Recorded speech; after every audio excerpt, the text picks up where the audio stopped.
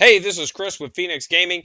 Welcome to our first episode of the Firefight series. Today we're going to take a deep dive into Enforcers. This is going to be episode 1 of the Enforcers series. We're going to kind of dive into Enforcers and we're going to do a brief overview of this video. We'll talk about things to come. The first episode is going to cover strategies, concepts, and a general overview of the faction. We're going to talk about strengths, weaknesses, and overcoming those weaknesses through play. And then we're going to talk about faction orders at the end. And, episode 2, we're going to start taking a look at troops units. And then we're going to kind of slowly break down all of the units and how we can get kind of some sort of use out of anything in their army list. Enforcers. Based on my concepts of the game, and again, I have limited experience. I've done one tournament, one pseudo tournament, and then I've run a tournament. And then I've played a lot of games in between all of that. And I started whenever Gen Con was. That's when I started. I'm just so everybody knows, like, this is what I do. I go to college full time. I do the YouTube. I'm medically retired from the military. So, like, I get a little bit more free time than probably most people do. So I use that free time to kind of like play games, to do research, to do videos. That's how I can get so much game time in.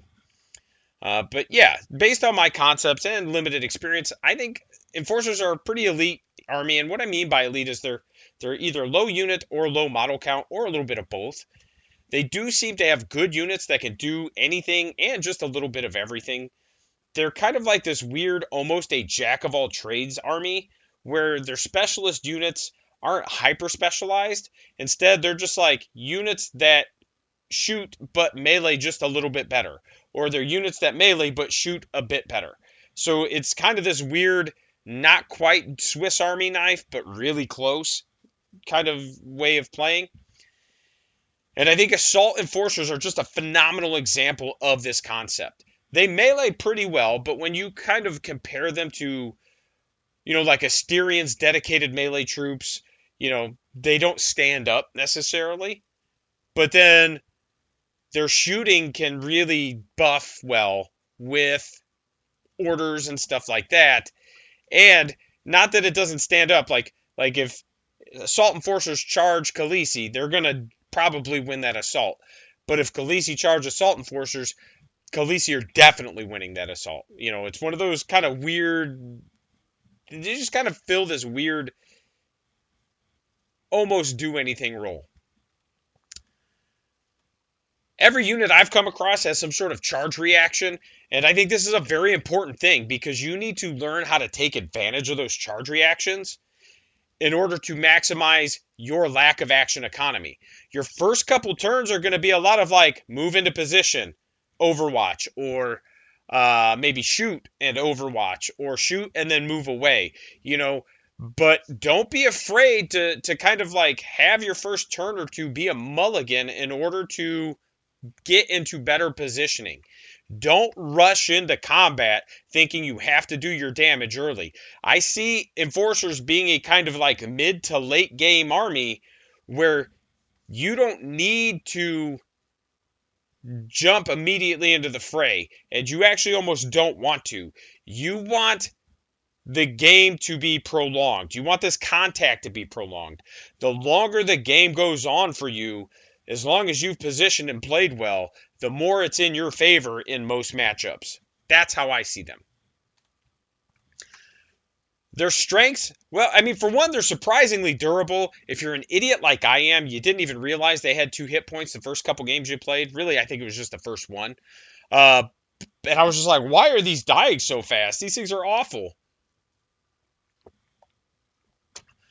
Armor 6, pretty solid. They don't have like that Forge Father durability, but that's pretty durable for your troops. Now, you can't just slap them in the middle of the table and be like, these guys are going to live.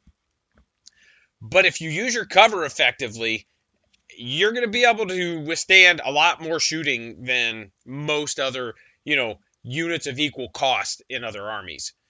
And they have some crazy good orders. 2 that stand out in my mind are Go, Go, Go, which is you can't use it on a vehicle, but your whole activation is move, shoot, move. And that is great for fast units like bikes if you need to get them on an objective or maybe like into a corner if you're playing control. That is awesome for moving out, shooting, and then jumping back behind cover. Like, that has a lot of utility, and it gives an army that doesn't have a lot of fast options a surprising amount of maneuverability.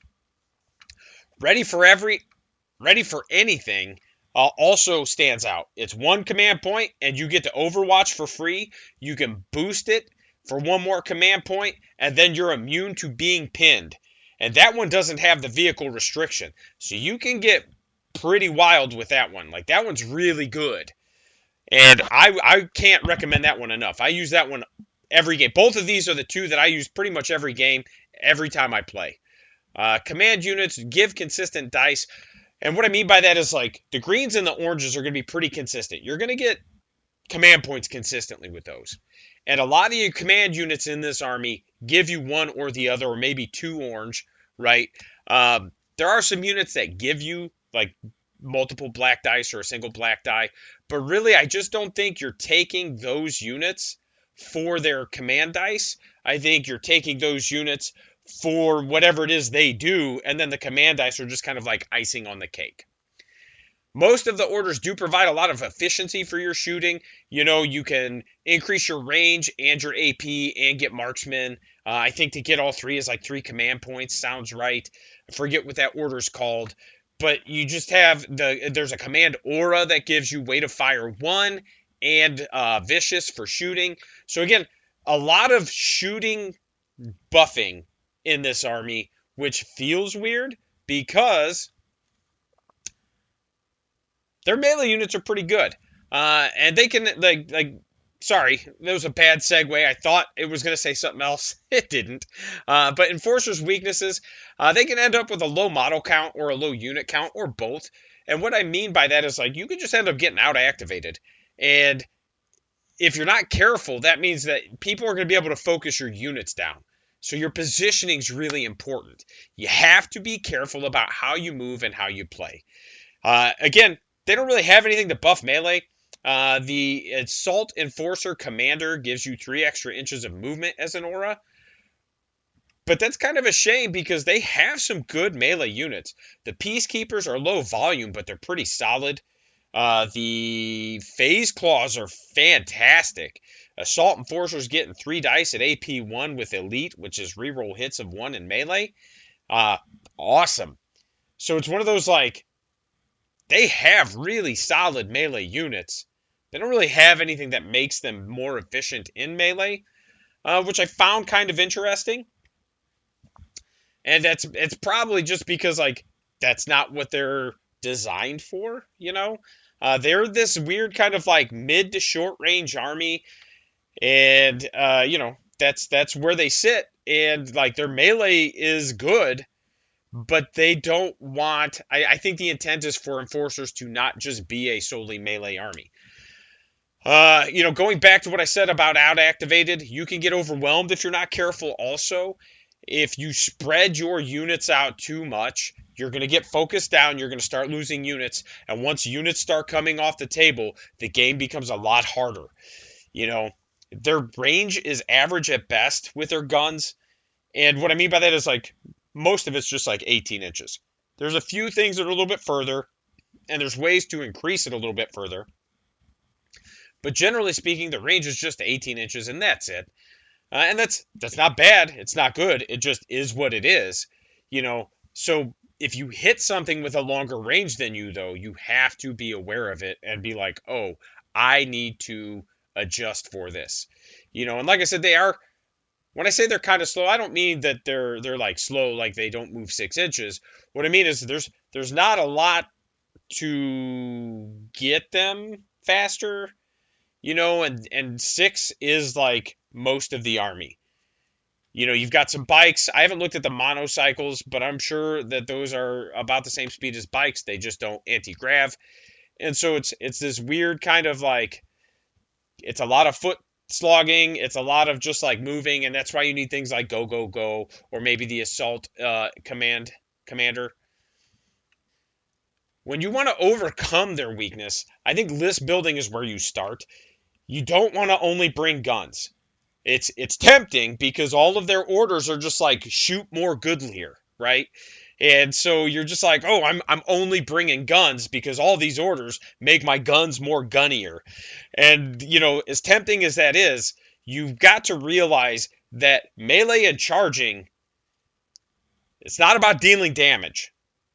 The damage is nice, but that's not what it's for you. What it's for you is extra movement that you can combine with damage dealing. And what I mean by that is if a unit moves 6, you can move 6 and you can shoot 18. And you have a 24-inch threat range, sure, but you still only have a 6-inch movement. Assault enforcers, they're going to do damage in melee, so you can sprint them. So now you have a 12-inch threat range. It's a lower threat range, but you have a greater movement. And if you win that assault, if they haven't activated yet, you've now just mitigated their action economy if you win that assault. So that's what enforcer players have to think about when they're using their assault units. Is, okay, if I charge this vehicle and I win the assault, it gets an activation token if it hasn't acted. It might not get a pin token. I'd have to double check because there's not much that gives vehicles pin tokens. I think there's only like 1 or 2 things. I know anti-tank, but I can't remember if, I think losing assault you don't. I'd have to look. But that being said, if it hasn't activated, it still gets the activation token if it loses the assault. So what you need to do is start using your assault enforcers to kind of pick things that haven't activated, slam them there. If you win the assault, you've now shut down their activation, and you can push things around a bit using, the fact that they have to run directly away from your sergeant. So now it becomes a, if we've got a unit that's like due north, I can come over here one turn, and if they don't move, I can try to charge them. Now my sergeant's here, I can now force them the other way. You see what I'm saying? So your positioning is important, because if you can position things well enough, you can kind of force things out in the open so that the rest of your army can either shoot it or charge it without getting a hindered charge, for example. So you still want to make sure you have some melee units. You don't want to just roll in with only guns. Plus the melee units, the assault enforcers have counter charge, and whoo boy, that will kind of pump some brakes, which is a good thing. When people have and a great example was round 2, I played a dude named Jordan at the Michigan GT. Fantastic guy. I'm going to do my best to not go on a tirade, because I am known for that. But he had a unit of 3 skyscrapers that came down, and it was a fantastic play. Like, he had tri-pointed me. He had a couple units kind of in this little pocket, and I was like, oh shit, I'm stuck. And I told him right then, I was like, man, that's a slick play right there, dude. Like, it was. He really got me. And what I think kept it from being devastating was the fact that those assault enforcers have countercharge. So I just left their activation for last, knowing that he wasn't going to charge them with those skyscrapers while they had countercharge, because if we do damage simultaneously, I'm killing all 3, I think it was 3, I'm killing all 3 of those skyscrapers, and maybe he kills 2 or 3 of my enforcers, but I still have a unit, and he's losing one of his more mobile units that can get him a lot of points and stuff. So that was one of those, countercharge really saved my bacon. Now, don't get me wrong, he still ended up winning, and, it is what it is, but he'd have really beat the brakes off of me. And to be fair, we only finished 3 rounds. We finished the whole game. He still wins, hands down. I don't question that. But I think we finished, the score was 19 or 20 to 9, 10. And I think if we finish those last couple of rounds, I think that score, that gap in the score gets a lot smaller. I think we're probably looking at somewhere around 16, maybe 18 to 22, because I was starting to kind of peel things. Things were going my way. I just, like I said, I don't think I win the game. I think he was a much better player than I was. He definitely outpositioned me. He outplayed me. But I think I maybe come in like second or third instead of fourth. But at the end of the day, I had a great time. It was a blast, and he was a really fun opponent that I learned a lot from. You also want to make sure you have 1 to 2 units with some speed. I like the jet bikes. Like I said, I haven't played with the monocycles yet. I think they have some play, but I haven't used them yet to confirm this.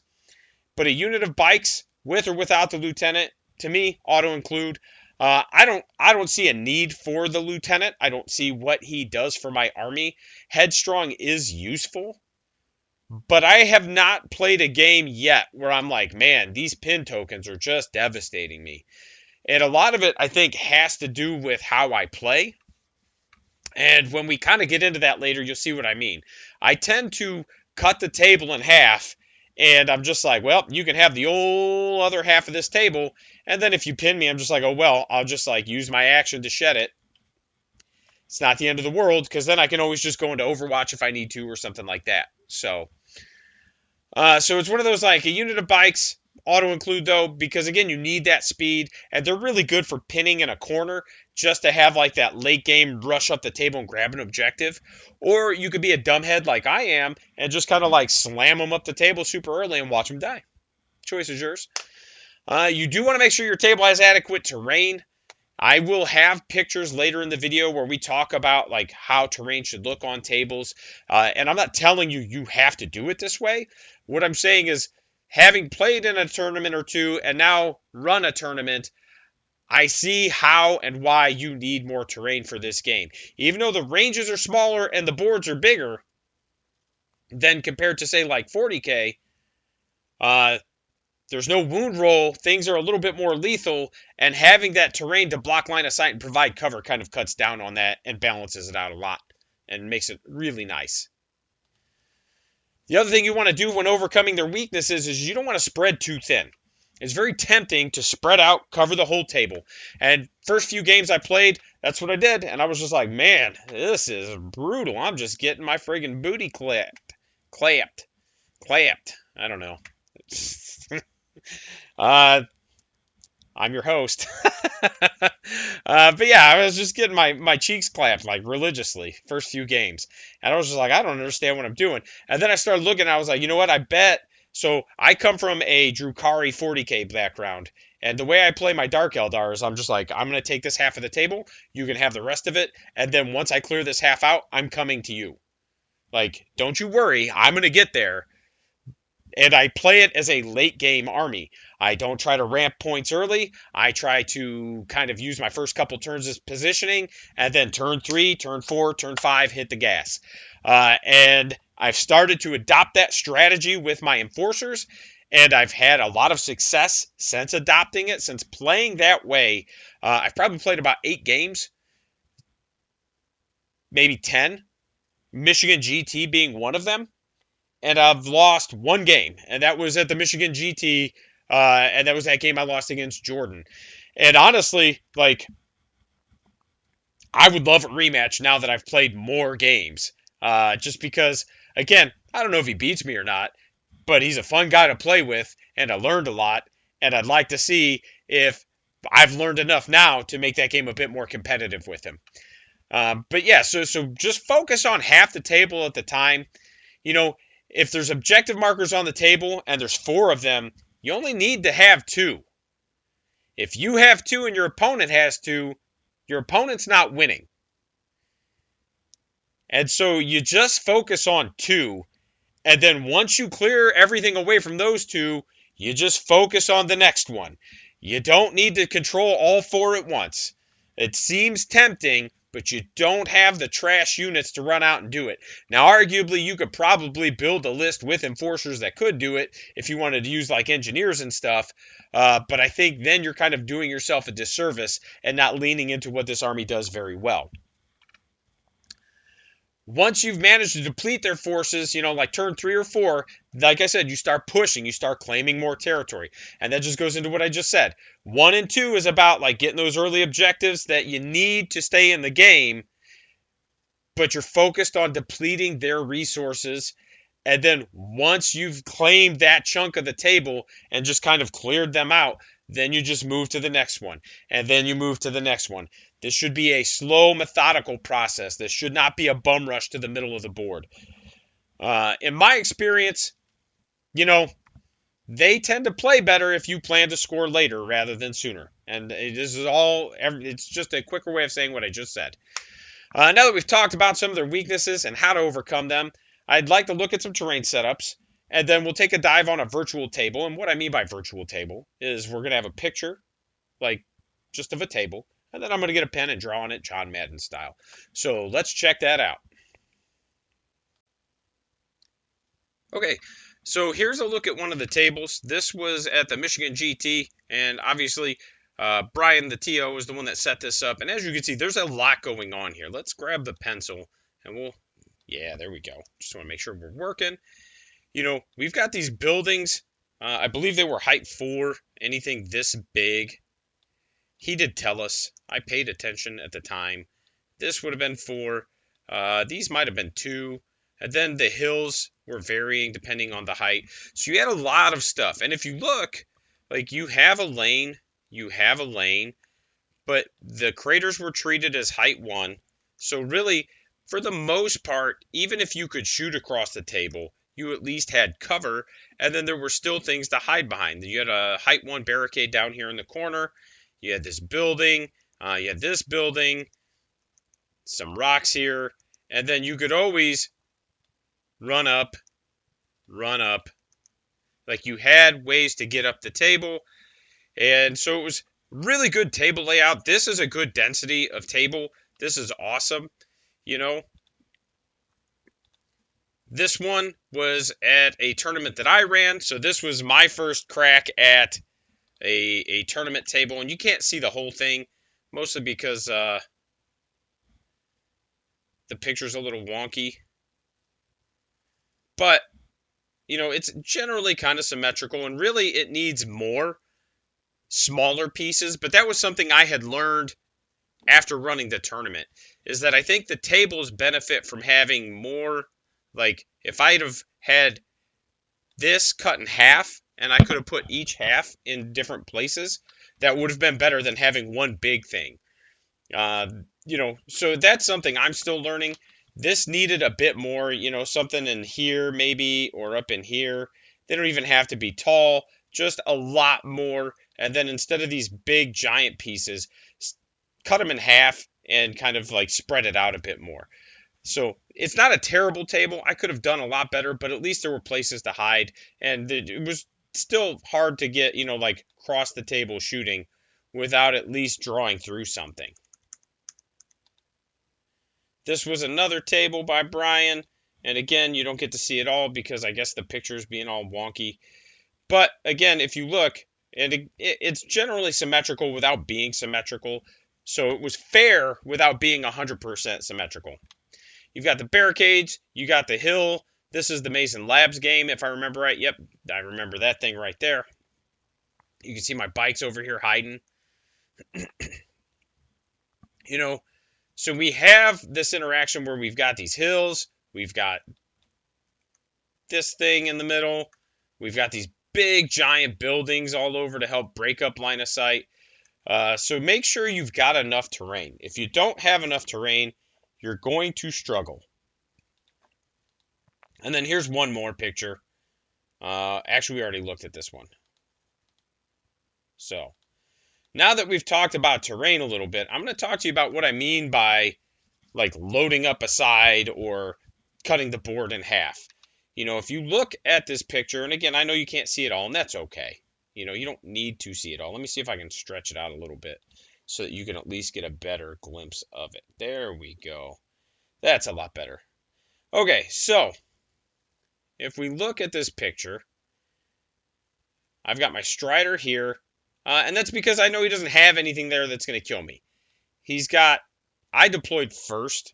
He's got his Rainmakers there, but I knew he wasn't going to put him out here, because if he puts him out there so that he can try to shoot my Strider off immediately, I'll trade him that melee Strider for his Rainmakers. And I think he knew that, So he just kind of planned for his Rainmakers to kind of chill. We talked about it afterward. He had his melee guys, the brawlers, whatever they're called. They're Rainmakers, but for melee over here. And we talked about how it would have been better if he'd have flip-flopped them and he'd have got more utility out of everything. But anyway, what I mean when I say like cut the board in half, you can see this is about the halfway line. I got my peacekeepers here, maybe. Looks like it. Can't tell. Nope, that's just shooting enforcers. So I've got shooting enforcers there. My peacekeepers are actually over in this corner here. And then my defenders are probably somewhere over there. These are just drones. Like I said, I literally just took whatever I had. But almost all of my army is in this section here. And then I've got bikes. You can't see them, but they're like way over here, just hanging out. And it's one of those, like, I just kept them over there, again, out of line of sight, to be harassing, to sit there and, like, score points, threaten an objective. Like, if he doesn't move up to take this, and he does, like, let's say he brings these like this, and just abandons this objective here, I can just I can just fly these bikes right up here. But what I ended up doing was, here's where I put him. And he had a lot right in this corner. And so my thinking was that, and I think this is a transport, because I think the other one was a gun truck. Well, I know one was a gun truck. I think this one on my left, right here, is the transport. But my thinking was like, okay, he's loaded up the same side I have. If I can clear that side out, I'm going to be sitting pretty. And honestly, it was starting to kind of go that way turn 3 when we ended up having to stop. And again, I think Jordan still beats me. He's definitely a higher skill player than I am at this point.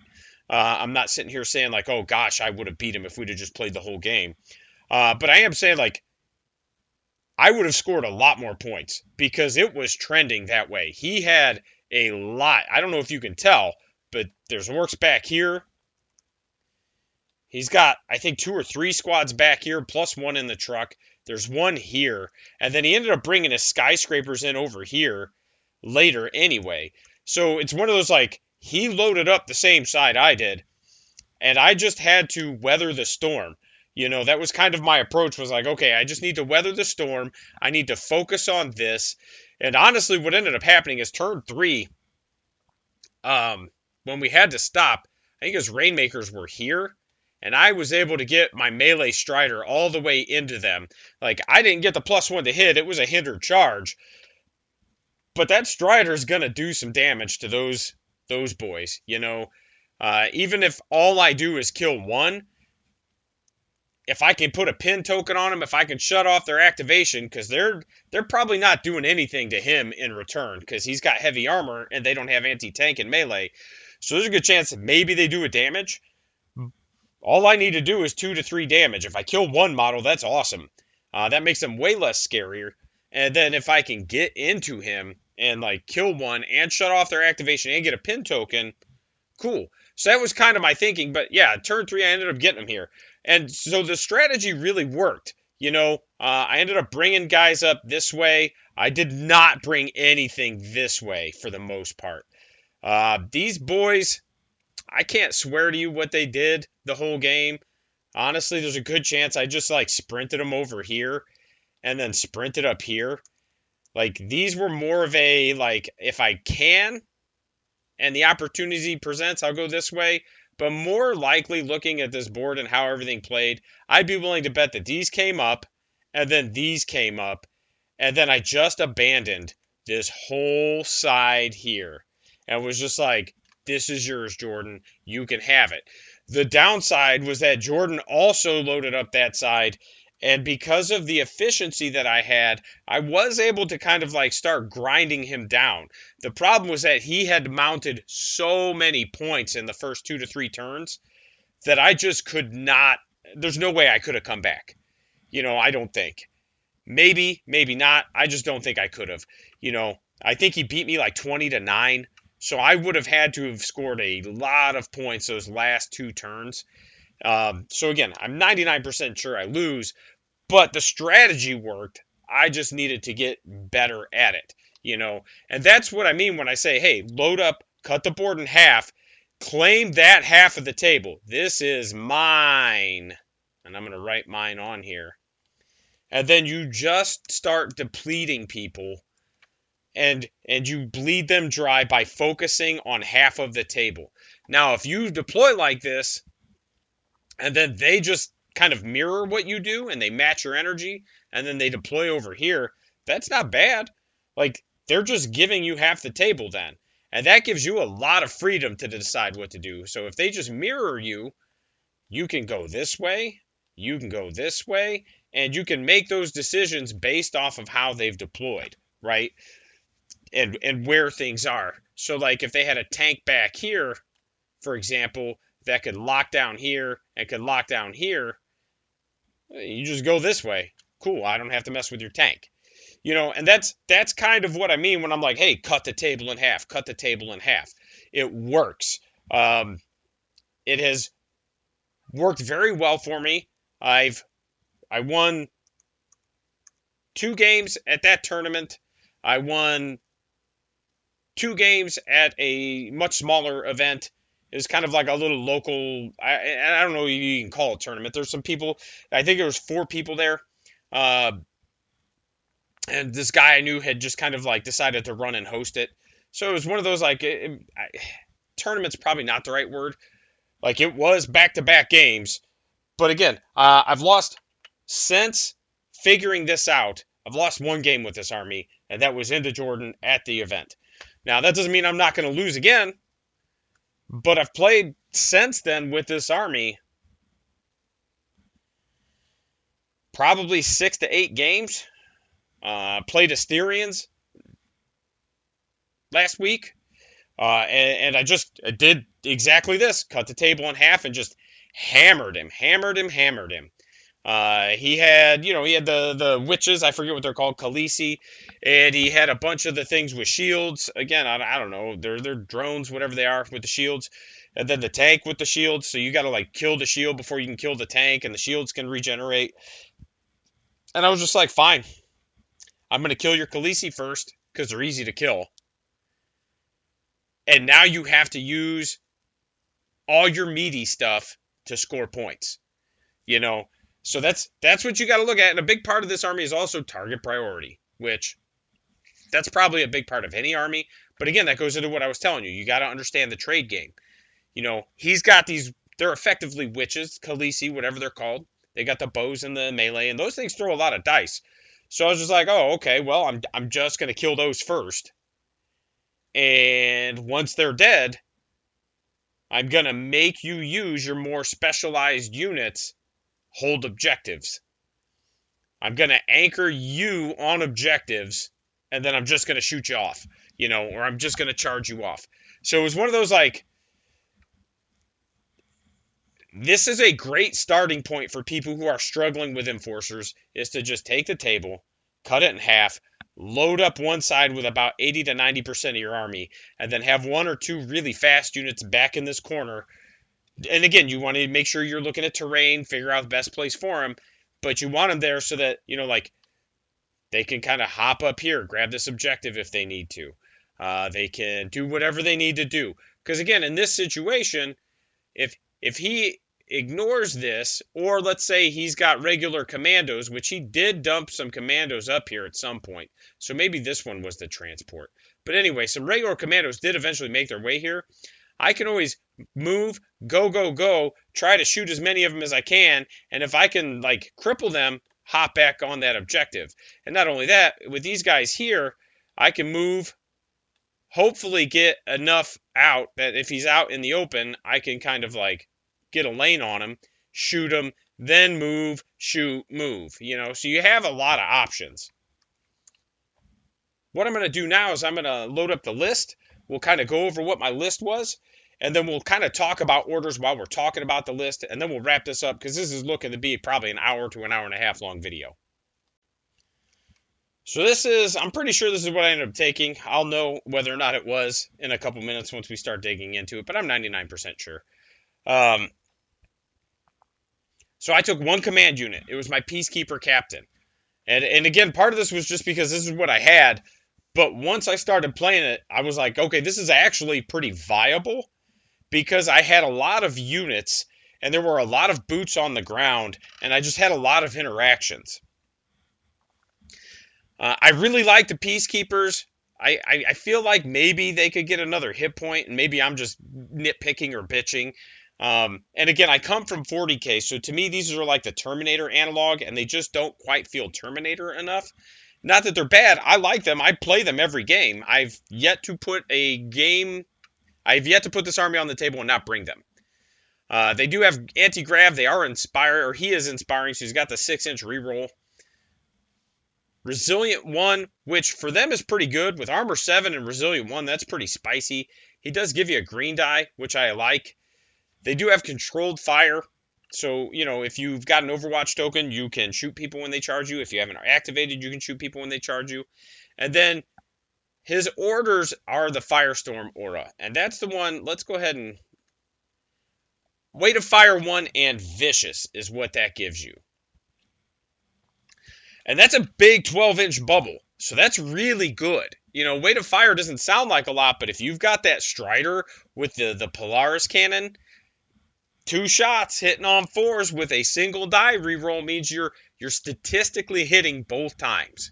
So it's one of those, like, not a terrible thing to have. I had 2 units of Enforcer operatives. It was 1 sergeant and 3 rifles and a burst laser. The sergeant, I gave the pistol and the energy gauntlet to. I don't know if that's the right play. I honestly did it for aesthetics. Because again, when I built these, I had no clue what I was doing. I was just like, these look cool. Let's do it. Looking back on it, it's fine. The pistol, I could take or leave, but what I do like is that the gauntlet gives you an extra bonk.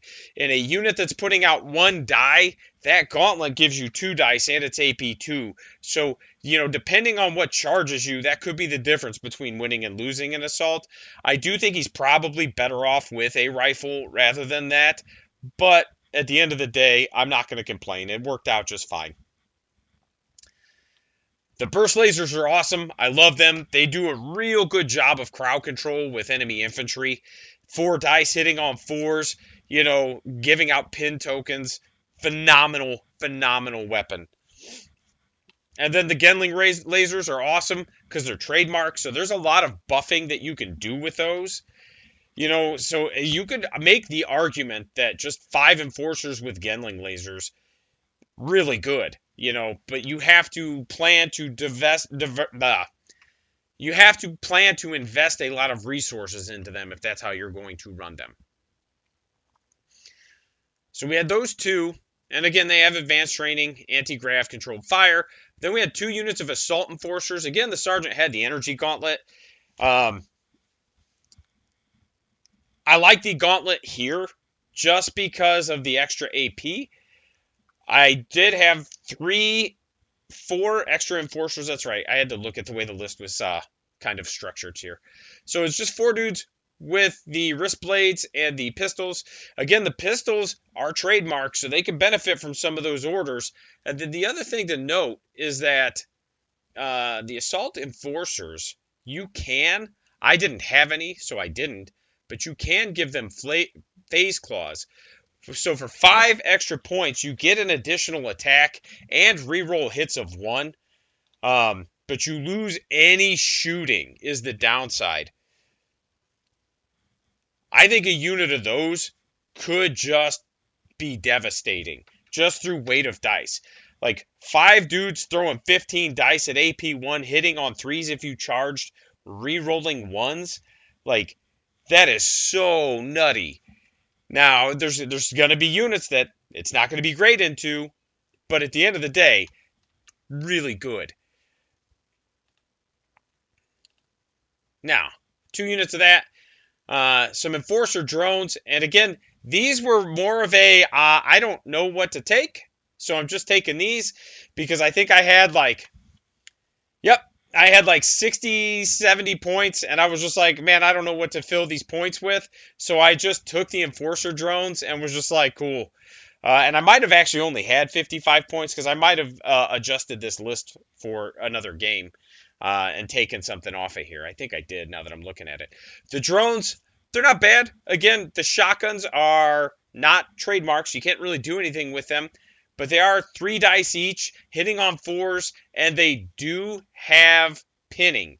And then I never used elusive. But elusive is when somebody shoots you, you can force them to reroll a number of hit rolls equal to their elusive value. So it's resilient, but for hitting. So it's one of those like totally forgot it was even a thing. Never used it the whole game, like the whole tournament. Uh, oh well. And then Enforcer jet bikes, like I said, these things are awesome. They're elusive. They have evade. They have scout. They have anti-grav. They have advanced training. 2 hit points. They move 12 or 18. And then I had one with a Dominator, one with the burst laser. I think that's a great loadout. Now, they can take a missile, and a missile would be good if you know you're going to need some anti-tank. And I think all of the base units, let's find out. Can the base units? I think they can. Enforcer operatives, can they also take missiles, or is it just the...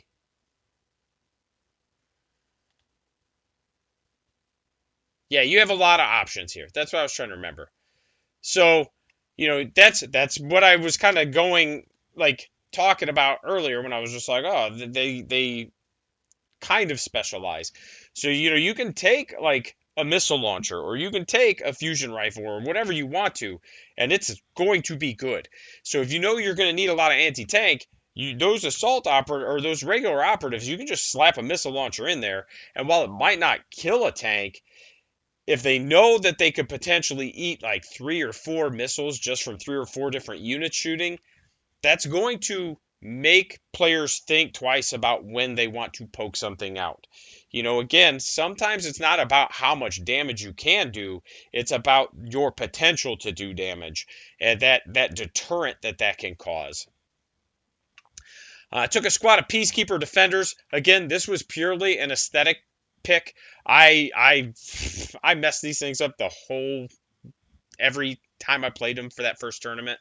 And that's mostly because they had a lot, and I just honestly, they didn't interact with the game most of the time. Defensible is awesome. They can just overwatch for free after their activation. They have controlled fire and counter charge. Again, Dominator rifle, burst laser. Looking back on it, I almost think I take... because they either get the incinerator or they get the burst laser. But the incinerator is just like, eh. Like, it does have it burns, which can be good. But, man, I'd rather have 3 shots at AP1 with the Dominator. To me, that incinerator is not worth 5 points. And maybe, again, I'm nitpicking, or maybe I just haven't run into the situation in which that incinerator is real good, But I'm like, man, if I could get 2 Peacekeeper Defenders with Dominators and then one with a burst laser, I'm throwing 10 dice, and that sounds pretty good. And 6 of it has AP1, and that's kind of where my head's at with it, Then I had 2 Striders. Nope. So, yeah, I was just like 65 points shy, and that's how the drones ended up in there because I didn't know what to do with 65 points.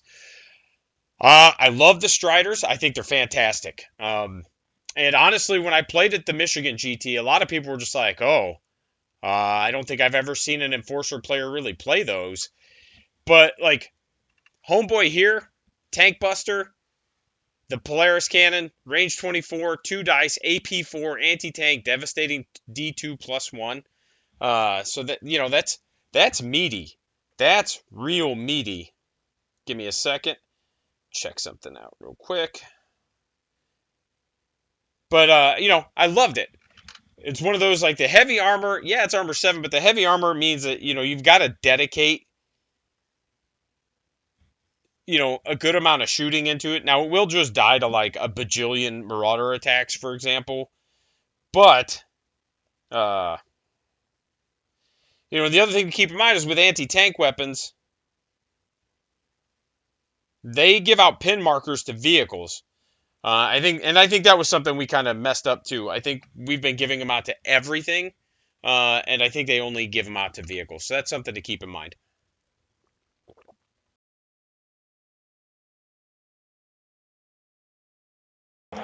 It's one of those like controlled fire, real good. It can shoot when you charge it, not that you really want to with its 2 dice. Its assault weaponry is meh, but giving it marksman, which is reroll hit rolls of 1 for shooting. So you've got, 2 dice hitting on 4s, rerolling 1s. If you get them in the aura of the Peacekeeper commander, you're hitting on 4s, rerolling 1s with weight of fire 1. So you've got a pretty good chance that you're going to be able to reroll both dice. It's not, I wouldn't say a good chance, but it's not bad either. So it's one of those like, that was a good take. I really liked it. And again, there was games like the game against Mason Labs where it didn't really do anything, but he had to respect that it was there, and it caused him to kind of like, ooh, I don't want to mess with that. That looks mean. So, and then I took a regular Strider with the chainsaw. It gets 4 attacks with Frenzy 1, which is weight of fire, but for melee, it is AP 3. Again, I like it.